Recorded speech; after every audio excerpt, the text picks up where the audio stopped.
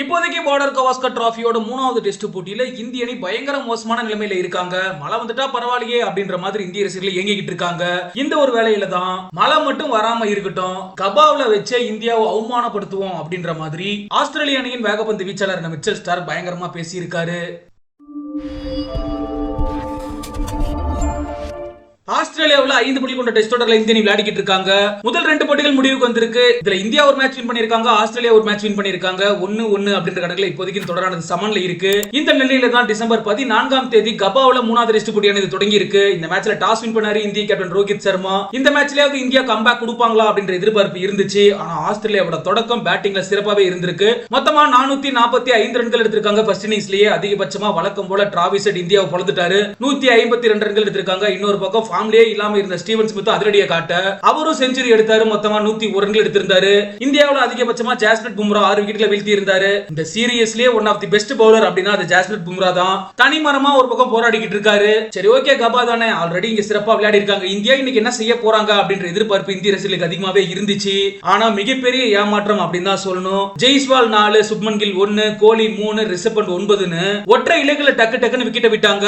டே 3 முடியும் போது இந்தியாவோட ஸ்கோர் என்ன அப்படின்னா 51 ரன்களுக்கே 4 விக்கெட் எடுத்திருக்காங்க. கேஎல் ராகுல் மட்டும் பொறுமையா ஆடிக்கிட்டு இருக்காரு. 33 ரன்கள் எடுத்திருந்தாரு. கேப்டன் ரோஹித் சர்மா உள்ள வந்தாரு. உடனே அன்னைய டே முடிஞ்சிருச்சு. இப்போதைக்கு இந்திய அணி எடுத்துக்கிட்டோம் அப்படின்னா 3 நாட்கள் முடிஞ்சிருக்க நிலையில 394 ரன்கள் பின்னணியில இருக்காங்க.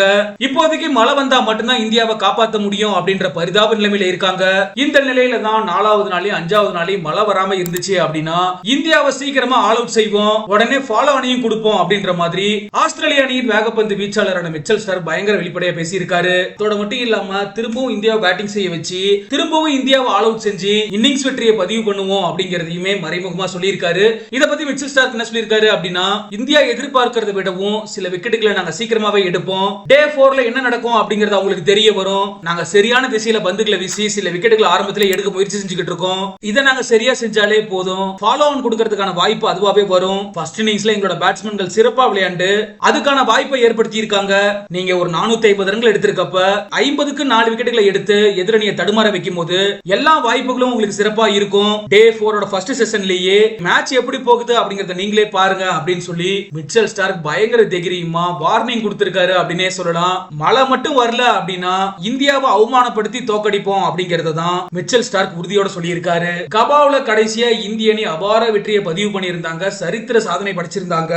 இதனாலேயே இந்த மேட்ச் மேல ஏகப்பட்ட எதிர்பார்ப்பு இருந்துச்சு. ஆனா இந்தியாவோட நிலைமை இப்ப பரிதாபமா இருக்கு. இங்க இருந்து இந்திய கேப்டன் ரோஹித் சர்மா எப்படி செயல்பட போறாரு அப்படிங்கிறது முக்கியமான விஷயம். சரி ஓகே, நீங்களும் மறக்காம கமெண்ட் செக்ஷன்ல பதிவு பண்ணுங்க. மூணாவது டெஸ்ட் போட்டியோட முடிவு எப்படி இருக்கும் அப்படின்ற உங்களோட கருத்துக்களை